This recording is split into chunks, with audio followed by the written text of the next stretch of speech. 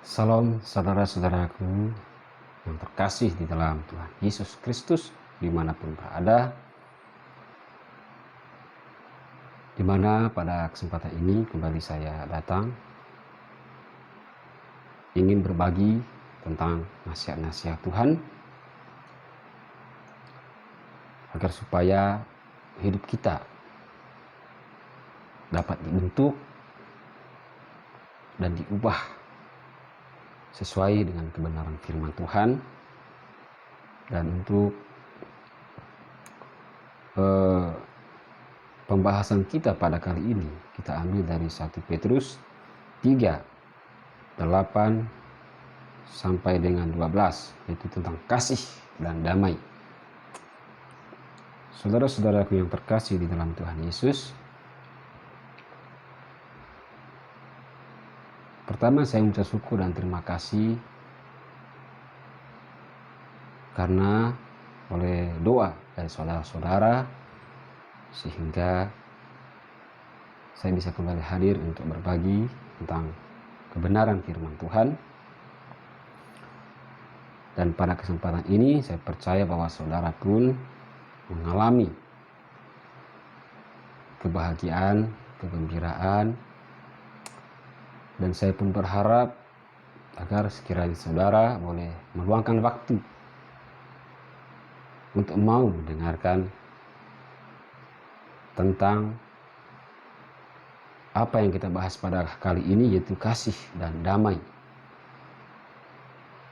Sebab ini sangat penting bagi kita khususnya yang percaya dan beriman pada Yesus Kristus. Ini sangat penting untuk kita ketahui supaya kita hidup berkenan di hadapan Allah. Saudara-saudara yang terkasih, pada kesempatan ini kita bahas dimulai dari ayat 8. Dan akhirnya hendaklah kamu semua seia sekata, seperasaan, mengasihi saudara-saudara, penyayang dan rendah hati. Saudara-saudaraku terkasih, tentu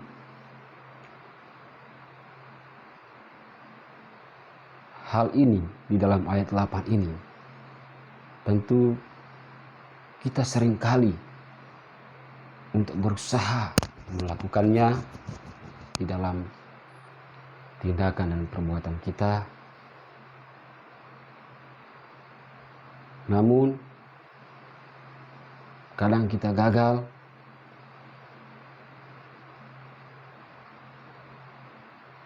oleh karena kita cepat putus asa. Tetapi saudara-saudara terkasih,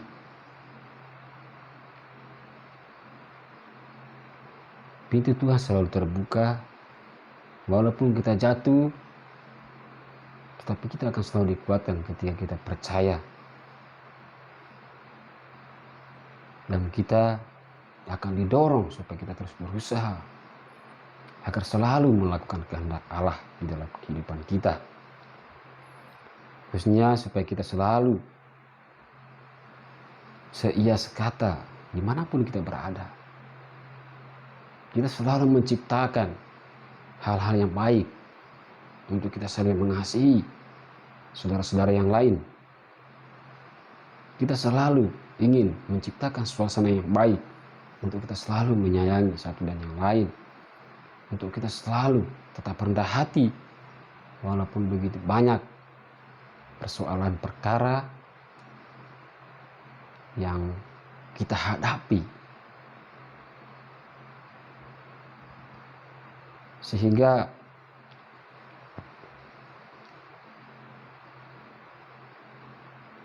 di mana kekuatan Roh Kudus Tuhan bekerja di dalam hati kita untuk terus mendorong kita, untuk terus menguatkan kita, memberikan kita kesanggupan untuk kita bisa menghadapi, untuk kita bisa melewati, untuk kita bisa melaksanakan semua tugas ini, semua kewajiban kita ini,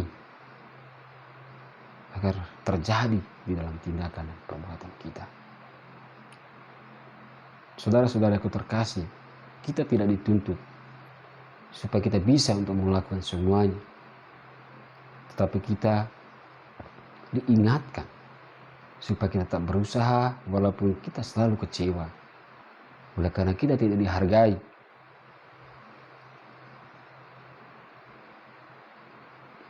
Tetapi saudara-saudaraku terkasih, kita harus melakukannya dengan penuh kesabaran, dengan penuh rendah hati. Dan di dalam ayat 9 mengatakan, dan janganlah membalas kejahatan dengan kejahatan atau caci maki dengan caci maki, tetapi sebaliknya hendaklah kamu memberkati, karena untuk itulah kamu dipanggil, yaitu untuk memperoleh berkat. Saudara-saudaraku terkasih, kita sebagai manusia yang lemah, manusia orang-orang berdosa, tentu kita selalu jatuh di dalam dosa. Kita selalu melakukan kejahatan. Namun di dalam ayat ini kembali mengingatkan kita bahwa hendaklah kamu saling memberkati dan janganlah membalas kejahatan dengan kejahatan. Mungkin saudara pernah mengalami ketika mengalami persoalan atau masalah dengan saudara yang lain, yang membuat saudara sakit hati atau memberi beban kepada saudara. Dan oleh karena hawa nafsu menguasai hati dan pikiran saudara, sehingga tanpa saudara-saudari, saudara telah melakukan hal-hal yang sebenarnya tidak dikehendaki Allah dan menciptakan masalah yang baru dan masalah yang menjadi tambah rumit. Namun saudara-saudara, untuk itu di dalam ayat ini 9 mengingatkan kepada kita bahwa janganlah kita membalas kejahatan dengan kejahatan. Walaupun banyak orang yang menyakiti kita, yang melukai kita, baik dengan kata-kata, baik dengan sikap, baik dengan perbuatan-perbuatan mereka, saudara. Ingatlah, jangan membalas kejahatan dengan kejahatan. Prinsipnya adalah satu, saudara, kita berdiri di atas kebenaran. Selagi kehadiran kita tidak merugikan orang lain, selagi kita tidak membuat masalah dengan orang lain, tetapi mereka ataupun ada yang selalu berusaha untuk menjatuhkan kita, berusaha untuk selalu menyakiti kita, baik dengan perbuatan, berkata, saya hanya memberi pesan bahwa saudara harus sabar, karena di dalam kesabaran akan lahir yang namanya ketekunan. Dan di dalam ketekunan akan lahir yang namanya tahan uji. Sehingga saudara akan benar-benar memperoleh kasih karunia Allah. Saudara akan disempurnakan oleh kuasa Roh Kudus. Sehingga saudara semakin kuat, semakin matang menjadi anak-anak Kristus, menjadi pengikut Kristus, penginjil, untuk memberitakan kabar sukacita tentang keselamatan datang dari Allah. Memang sebagai sifat, sebagai manusia, yaitu sifat kedagingan. Ketika ada orang atau kata-kata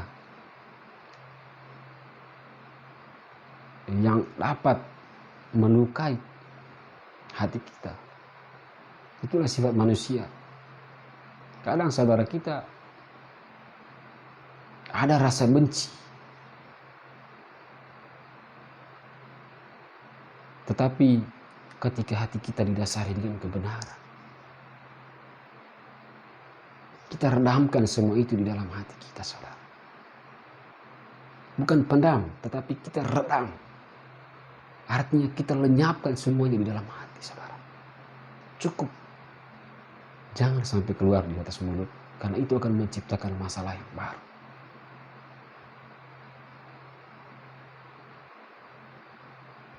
Karena Tuhan tidak pernah menutup mata, saudara. Tuhan melihat apa yang kita alami, apa yang kita terima di dalam hati kita. Saudara.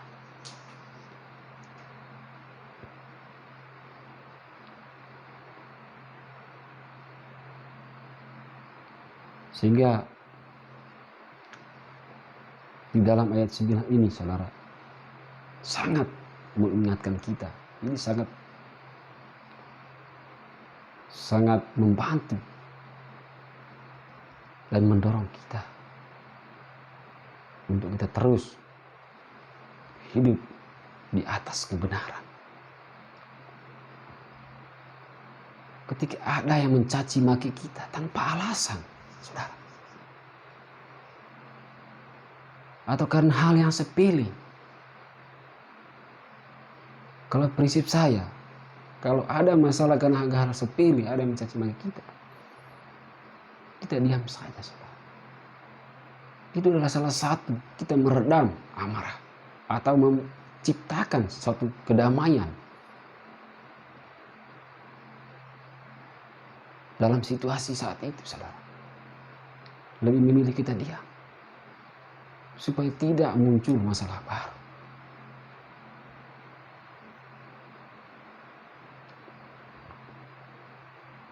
Dan jangan kita membalas itu dengan caci maki ketika ada yang mencaci maki kita, saudara. Ya, inilah yang diingatkan di dalam ayat 9 ini untuk kita.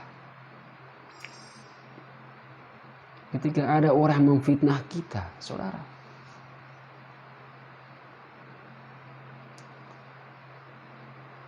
ada yang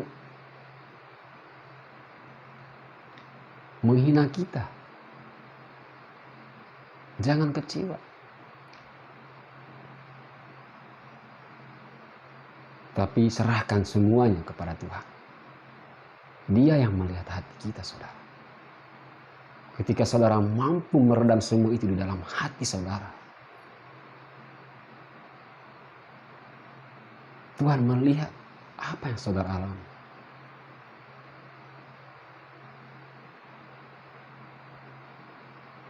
Dan Dia yang akan membalas kepada saudara.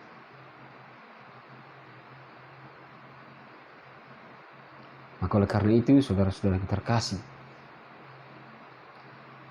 kita sangat bersyukur diingatkan di dalam ayat 9 ini, khususnya kita yang beriman percaya kepada Yesus Kristus.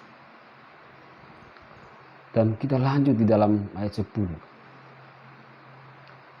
Siapa yang mau mencintai hidup dan mau melihat hari-hari baik, ia harus menjaga lidahnya terhadap yang jahat dan bibirnya terhadap ucapan-ucapan yang menipu. Nah, siapa yang mau mencintai hidup?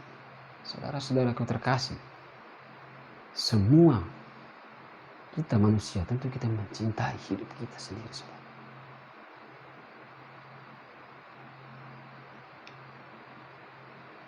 Siapa yang misalnya, saudara, misalnya ketika tangannya terluka dan ia biarkan begitu saja? Tidak ada. Oleh karena ia mencintai hidupnya, saudara, maka ia segera mencari obat untuk memberikan obat pada lukanya supaya segera sembuh.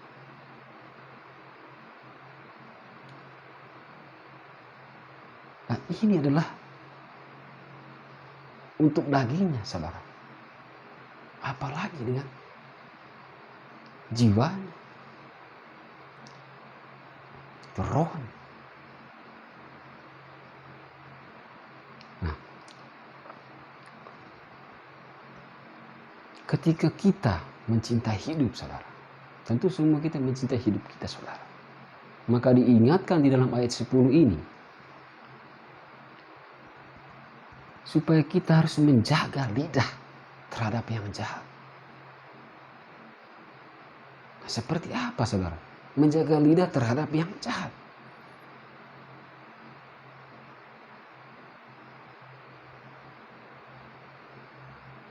Saya memberi contoh, saudara.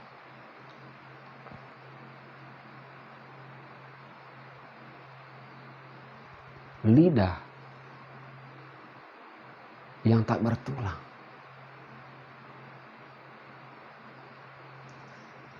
dia bisa menghancurkan. Dia juga bisa membangun.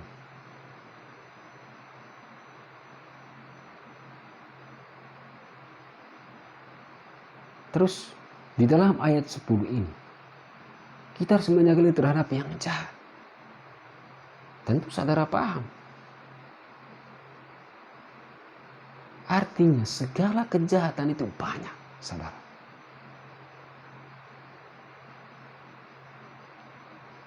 Jangan kita mengucapkan kata yang bisa merusak kehidupan orang lain, ataupun yang bisa menjatuhkan ataupun melemahkan orang lain, ataupun yang menghina atau menuduh, memaki. Tentu saudara memahami hal ini. Saudara bisa memilah mana kata-kata yang baik, mana kata-kata yang tidak baik. Maka sekali lagi saya sampaikan kepada saudara dimanapun berada, ketika kita mengucapkan kalimat, kata, kita harus teliti dan berpikir sebelumnya, saudara.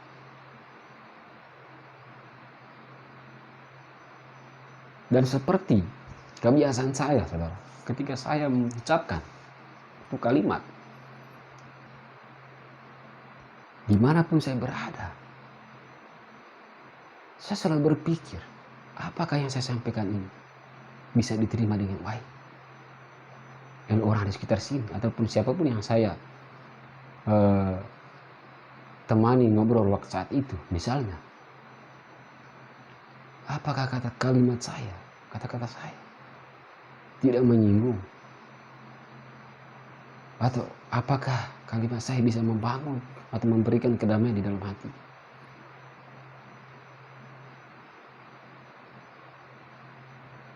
Dan saya tidak menyuruh saudara untuk berpikir demikian, tetapi itulah prinsip saya demikian, saudara, seperti itu. Karena apa? Lidah itu bisa menjatuhkan, saudara. Dan lidah itu bisa membangun. Makanya kita harus berpikir sebelumnya. Tapi begitulah, saudara, yang sering terjadi di dalam kehidupan kita. Apalagi dalam situasi yang bisa dibilang itu sudah kita terbiasa, misalnya.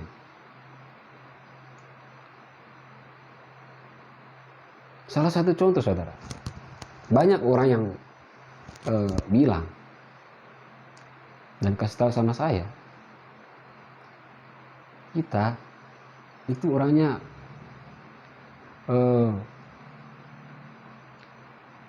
tidak suka bercanda.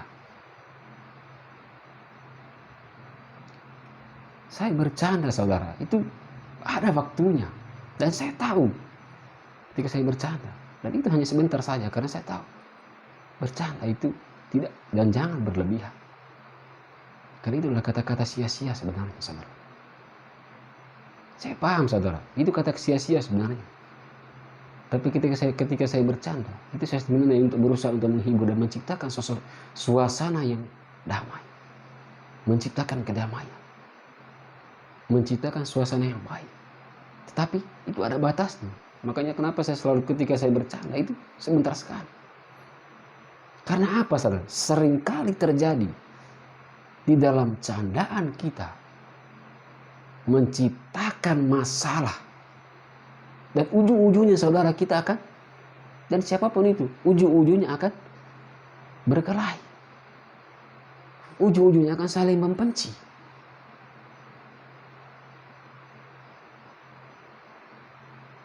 Saudara perlu tahu bahwa di dalam ketika saudara bercanda, itu semua kata sia-sia, saudara. Makanya kembali lagi saya sampaikan. Ketika orang bertanya, saya bilang, saya bercanda itu ada waktunya, saudara. Karena saya tahu. Makanya saya sampaikan ini kepada saudara, ya. Semoga saudara juga memahami ini. Bahwa bercanda jangan terlalu berlebihan.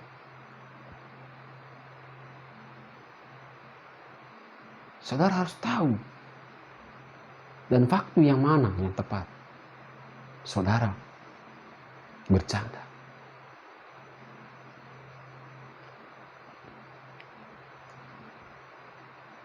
Dan saudara-saudaraku terkasih,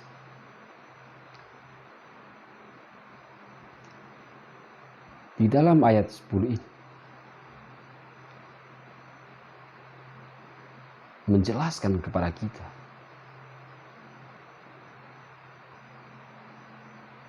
harus kita menjaga lidah kita terhadap yang jahat. Artinya ketika saudara bercanda, jangan berlebihan. Saudara harus menyadari atau teliti betul kata-kata apa, kalimat apa yang saudara keluarkan.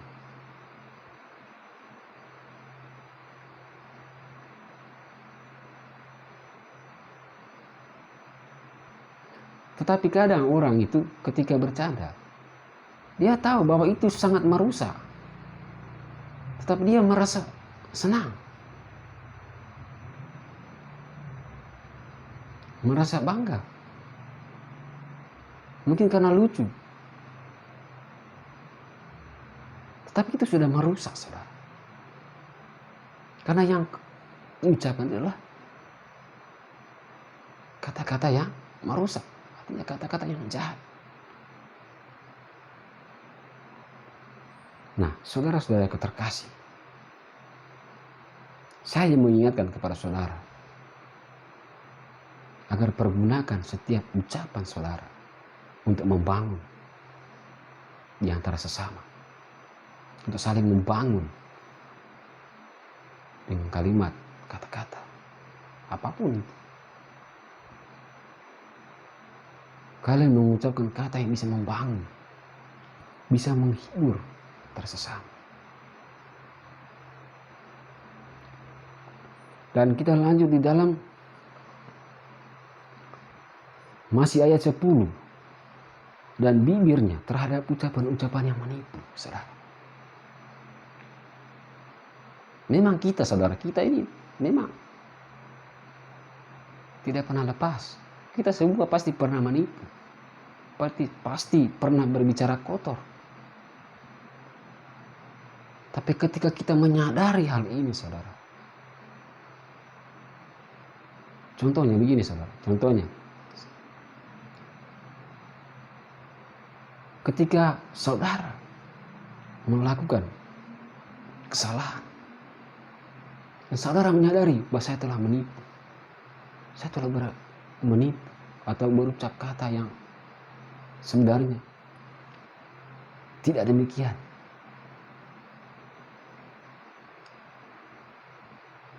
Ketika saudara menyadari hal ini, maka usahakanlah untuk hari yang akan datang, hari esok, jangan diulangi kembali.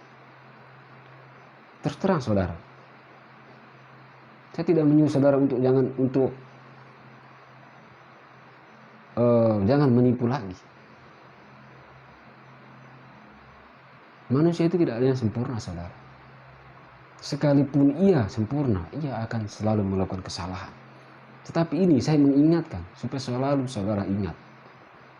Ketika saudara menyadari apa yang saudara lakukan itu sebenarnya salah, maka usahakanlah diri saudara untuk di hari yang akan datang akan melakukan hal-hal yang lebih baik lagi. Nah, kita kemudian lanjut di dalam ayat 11. Ia harus menjauhi yang jahat dan melakukan yang baik. Ia harus mencari perdamaian dan berusaha mendapatkannya, saudara. Di sini menjelaskan, saudara. Ketika kita hidup di dalam kasih dan damai, saudara. Di sini dijelaskan, kita harus menjauhi dari yang jahat.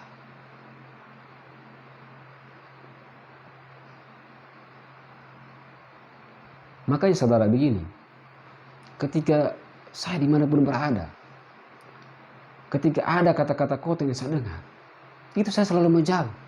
Bukan berarti saya ini munafik. Bukan berarti saya ini sok suci, saudara. Bukan.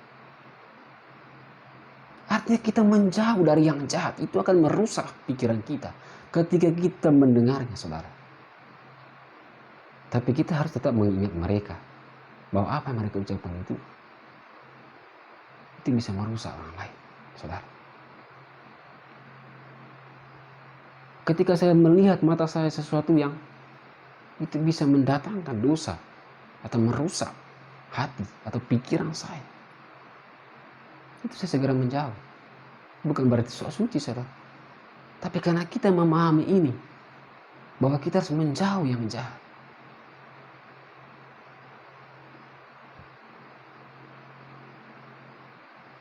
Dan ketika kita melakukan sesuatu, dan kita tahu, ini akan merusak diri kita, ataupun merusak orang lain, saya tidak akan berani melakukannya, saudara. Karena kita memahami ini, saudara. Itulah dasarnya, karena kita dasari hati kita dengan kebenaran. Kita tahu bahwa ini tidak benar. Tapi kadang di dalam kehidupan ini, saudara, ada celah. Ada celah yang datang, si penggoda, sehingga membuat kita kilaf ataupun kita lalai di dalam tindakan kita. Tetapi kembali lagi, saudara, ketika kita menyadari hal ini, maka mari kita berusaha untuk di kemudian hari esok kita akan melakukan hal yang lebih baik lagi. Kenapa, saudara? Di dalam kehidupan saya contohkan di dalam kehidupan saya, saudara. Dimana ketika saya, dimanapun saya berada, saya selalu menciptakan kedamaian pada teman. Dan kenapa saya tidak bercanda berlebihan? Karena saya tidak mau menciptakan hal-hal yang akan merusak sesama.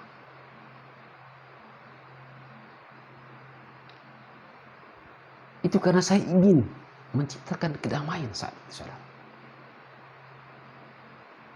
Karena kita memahami ini, saudara. Kita memahami kebenaran. Banyak orang kita diam. Ini orangnya kok pendiam sekali. Kita diam bukan berarti kita tidak tahu, saudara. Kita diam bukan berarti kita bodoh. Kita diam karena kita tahu, kita bisa memilah mana yang baik, mana yang tidak benar.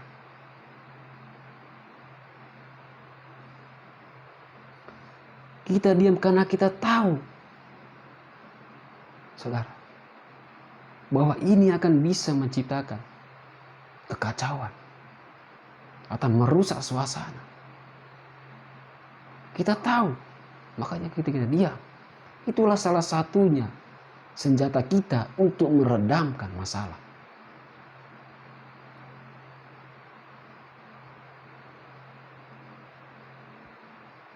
Menciptakan perdamaian.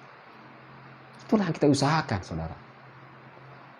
Makanya ketika saudara didasari dengan kebenaran dan mengerti hal ini, saya harap saudara juga melakukan demikian di dalam kehidupan dimanapun saudara berada.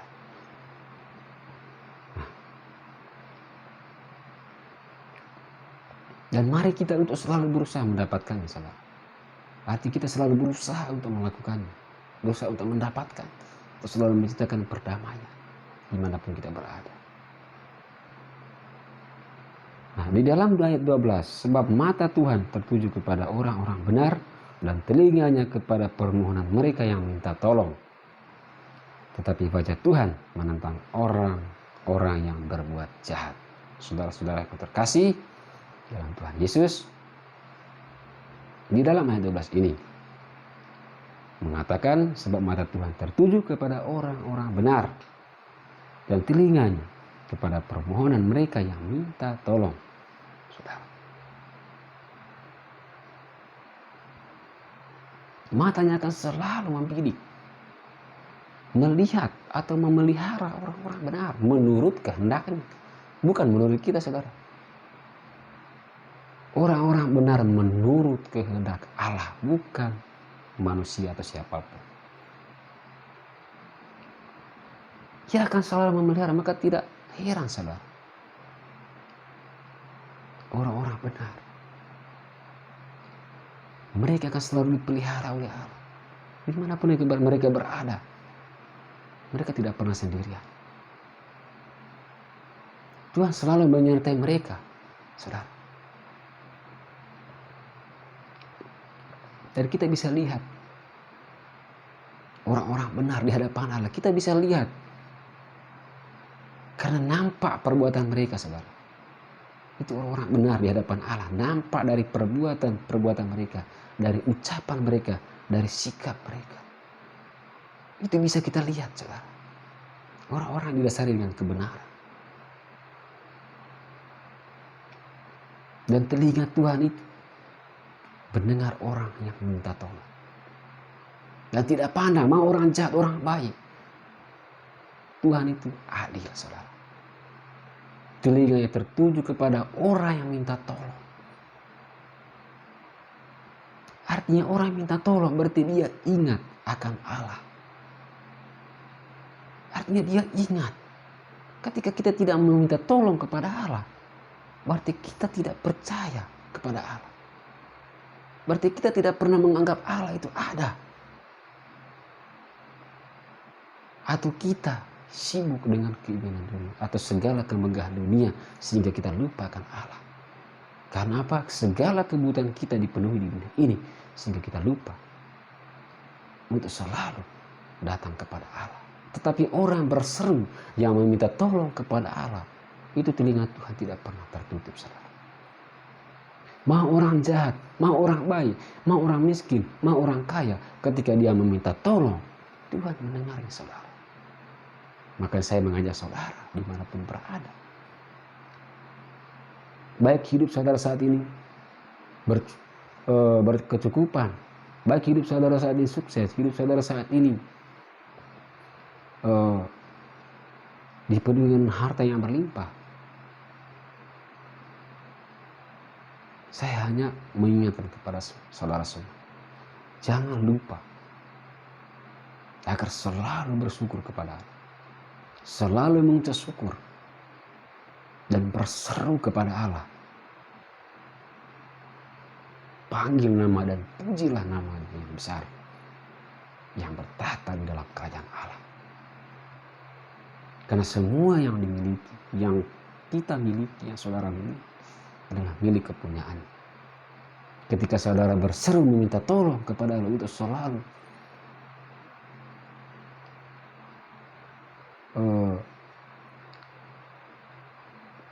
melindungi saudara, memberkati saudara. Artinya saudara selalu mengandalkan Tuhan dalam kehidupan saudara. Maka ia akan selalu memberkati saudara, ia akan selalu mendengarkan saudara. Dan sekalipun saudara adalah orang-orang jahat, bukan berarti saudara tidak pernah, bukan berarti Allah tidak peduli dengan saudara. Bukan berarti Allah murka terhadap saudara, tidak. Bukanlah demikian, saudara. Ketika saudara menyadari bahwa apa yang ada saudara lakukan itu sudah benar-benar sangat jahat dan itu sudah sangat melukai hati kudus Tuhan, maka saya mengajak saudara untuk saudara berseru kepada Tuhan, berseru nama Tuhan, memanggil nama Yesus, memohon ampun. Artinya saudara bertobat. Tuhan mendengar saudara. Telinganya terbuka untuk saudara. Dia akan memimpin saudara kepada jalan kebenaran, jalan yang ia akan hendaki dalam kehidupan kita, saudara.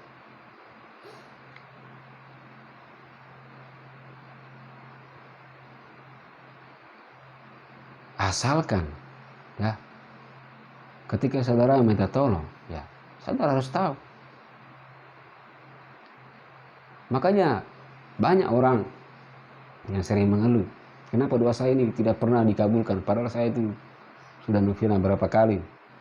Nah, saudara sudah yang terkasih, kita itu diberi pengertian, kita diberi akal budi, pikiran, dan khususnya kita yang beriman percaya kepada Yesus, kita diberi hikmat, kebijaksanaan yang datang dari Allah. Itu kita tahu doa-doa yang benar. Tentu kita tahu bagaimana cara kita meminta kepada Allah. Tidak mungkin kita berdoa meminta untuk belikan motor. Nah, tidak mungkin, saudara. Allah itu adalah roh. Barang-barang motor itu adalah barang duniawi, saudara. Dan ia yang menciptakannya. Dan itu hanya sifatnya saat sementara. Yang Allah kehendaki atau yang Dia inginkan di dalam kehidupan kita, saudara.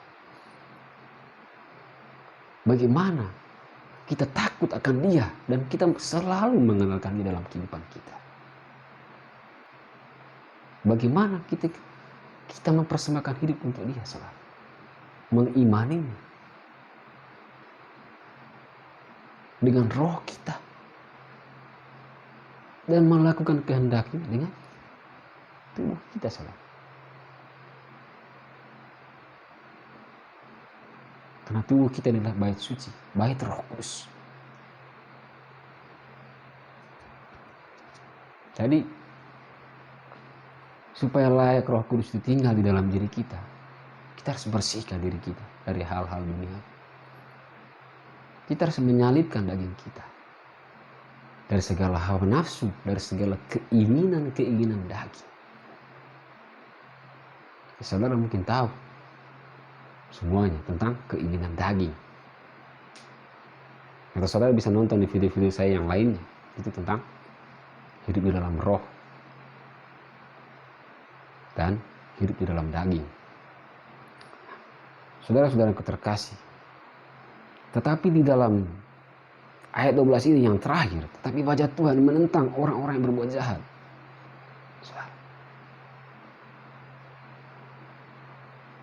Ia menentang orang-orang yang berbuat jahat. Artinya orang yang tidak mau berseru nama Tuhan. Mereka tahu bahwa itu sudah melakukan kejahatan, tapi mereka tetap melakukannya. Artinya menentang kehendak Allah. Maka orang-orang seperti itu Tuhan menentang mereka, saudara. Tetapi sekalipun mereka jahat, ketika mereka berseru nama Tuhan, saudara, karena kita tahu bahwa Allah itu penuh dengan belas kasih. Ketika mereka menyeru dan menyebut nama Tuhan, maka Ia akan berbelas kasih kepada saudara. Tapi sekali lagi ketika saudara melakukan kejahatan, Ia menentang hal ini. Tapi bukan berarti Ia tidak menerima saudara sebagai anak. Tetapi bukan berarti ketika Ia menentang oleh karena perbuatan saudara. Ia menentang karena perbuatan saudara, tetapi Ia merindukan, Ia menghendaki saudara kembali kepada jalan kebenaran.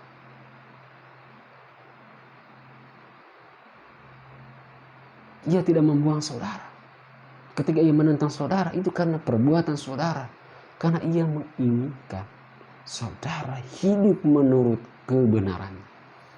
Itulah mengapa ia menentang segala perbuatan saudara. Karena perbuatan yang dilakukan oleh saudara itu adalah sifatnya dari dunia ini, yaitu rancangan iblis, saudara.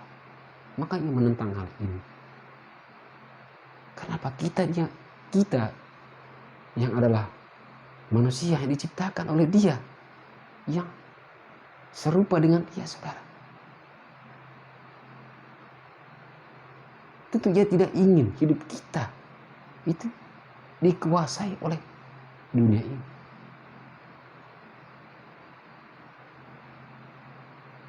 Nah, kenapa ia menentang perbuatan-perbuatan yang jahat, saudara? Supaya kita kembali kepada jalan kebenaran. Itulah yang ia kehendaki di dalam kehidupan kita. Ia menentang perbuatan kita itu karena perbuatan kita adalah perbuatan yang dirancangkan oleh iblis, kuasa kegelapan dunia ini. Saudara. Tentu kita tahu, saudara, bahwa kuasa dunia ini itu menentang Allah. Dia selalu mau menyamai Allah, tetapi tidak bisa. Dia selalu merusak rencana Allah, tetapi rencana Allah tetap berjalan. Dia selalu membuat kekacauan dan selalu menyesatkan. Makanya kembali lagi sampaikan bahwa sangat penting kita membaca Injil, saudara. Sangat penting kita mengetahui kebenaran firman Tuhan.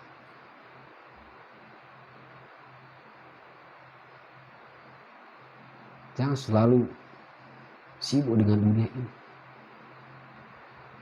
Jangan selalu memikirkan tentang dunia ini. Tetapi mari kita selalu luangkan waktu, biar sedikit, saudara, kita wartakan kebenaran firman Tuhan, atau kita membaca atau belajar mengenal firman Tuhan, mengajar mengenal Tuhan dengan benar.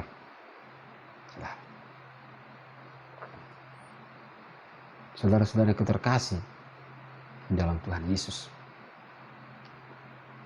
semoga Roh Kudus Tuhan bekerja saat ini di dalam hati dan pikiran saudara untuk menerangi pikiran akal budi saudara, supaya saudara mengerti dan memahami kebenaran firman Tuhan yang sesungguhnya.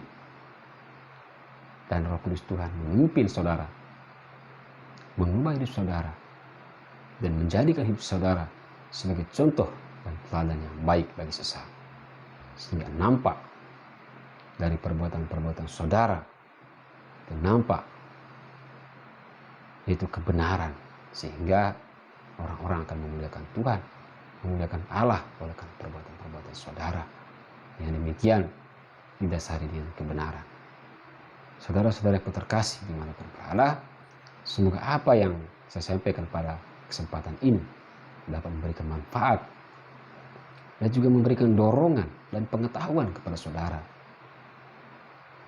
tentang kebenaran firman Tuhan yang sesungguhnya. Dan saya pun berharap saudara akan menerima karunia Roh Kudus ketika saudara mempunyai komitmen ataupun tindakan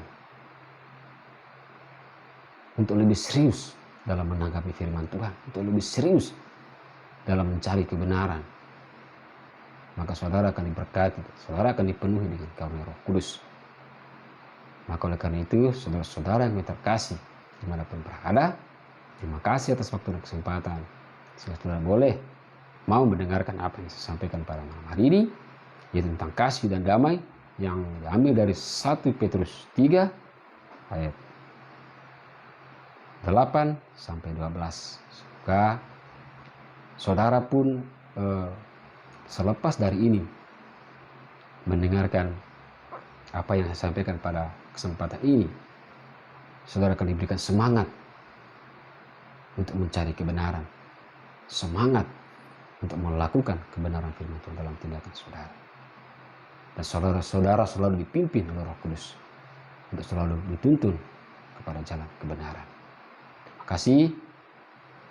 Salam.